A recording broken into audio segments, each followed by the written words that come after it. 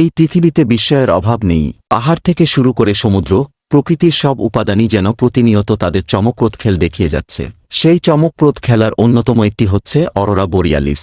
National geography কিংবা কোনো চলচ্চিত্রের দৃশ্য, অরোরা বোরিয়ালিসের সেই আলো যেন আমাদের অনেকের মাথায় প্রশ্ন জাগায়।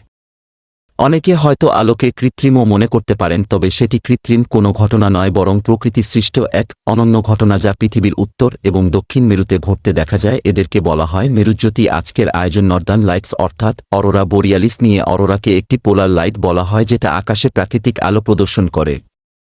এই চিরগতিশীল আলোর অনেক নকশা দেখা যায়। কখনো এটি আলোক পর্দা, আবার কখনো একে পেঁচান আলোক রশ্মিও মনে হয়। হাজার বছর ধরে ঘটতে থাকা এই অরোরা বোরিয়ালিসকে নিয়ে নানা মতবাদ দেখা যায়। কখনো এটিকে রহস্যময় শক্তি, কখনো স্বর্গীয় আলো বলা হয়।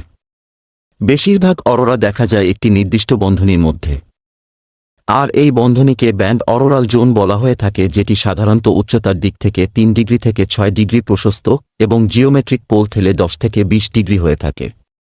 অরোরা সাধারণত অন্ধকার আকাশে পরিষ্কার দেখা যায়। যেই অংশে এই ঘটনা ঘটে তাকে অরোরাল ওভাল ডাকা হয়। আগেই বলা হয়েছে যে উত্তরের অরোরাকে অরোরা বোরিয়ালিস এবং দক্ষিণের অংশকে অরোরা অস্ট্রালিস বলা হয়।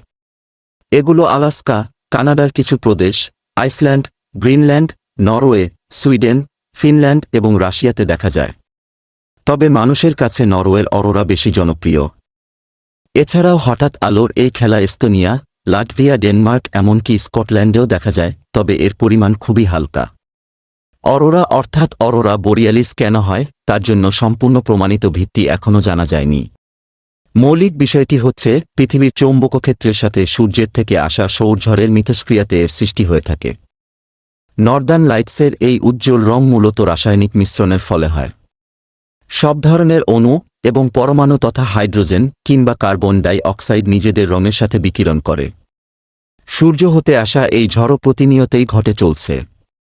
হয়তো কখনো এটি অল্প গতিতে হয়, অথবা কখনো চরম গতিতে পৌঁছে যায়। চরম গতিতেই নর্দার্ন লাইটকে সবচেয়ে উজ্জ্বল দেখা যায়। 2014 সালে এই আলোকোজ্জ্বল অবস্থা দেখা গিয়েছিল এবং অনুমান করা হয় 2025 সালে আবার তা ঘটবে। উল্লেখ্য, ঝড়ের সম্পূর্ণ চক্র পূর্ণ হতে 11 বছরের মতো সময় লাগে।